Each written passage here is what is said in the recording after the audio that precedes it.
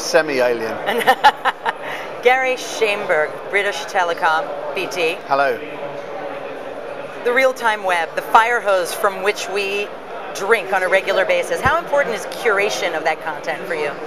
Well, you know, for a corporate, you know, I mean, from BT's point of view, there's two parts to this. There's the pizza part of us as providing a service to our customers, and people forget, but companies like BT are also an enterprise. So we have our own ecosystem internally, and therefore the curation of information in both directions is very important. You know, internally, if we don't manage it properly, and information is discussed that shouldn't be discussed online because it's commercial in confidence or something like that, and it gets out into the public domain, that can hurt us.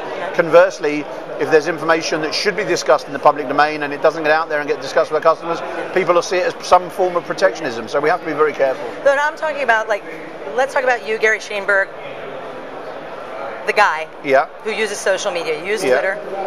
It's a fire hose. There's just so much stuff there. I mean, you can curate partially by the people you follow, but in terms of curating that content and the relevance of content. Yeah, for me personally. Yeah, I mean, I'm more of a passive Facebooker.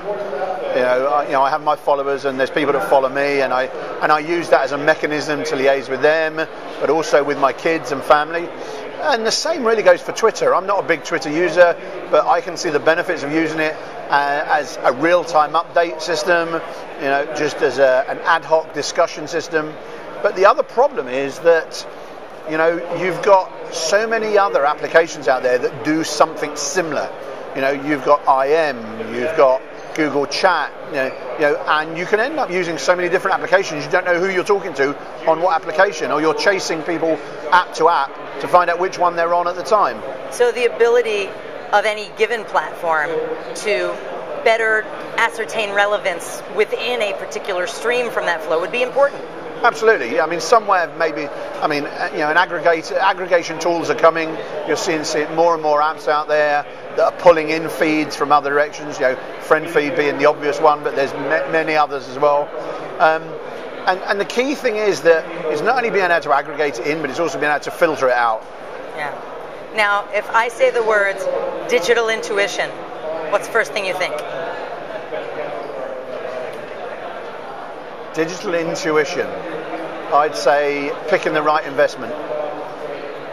Interesting. What if I told you that there was a tool that would allow you to better curate the fire hose?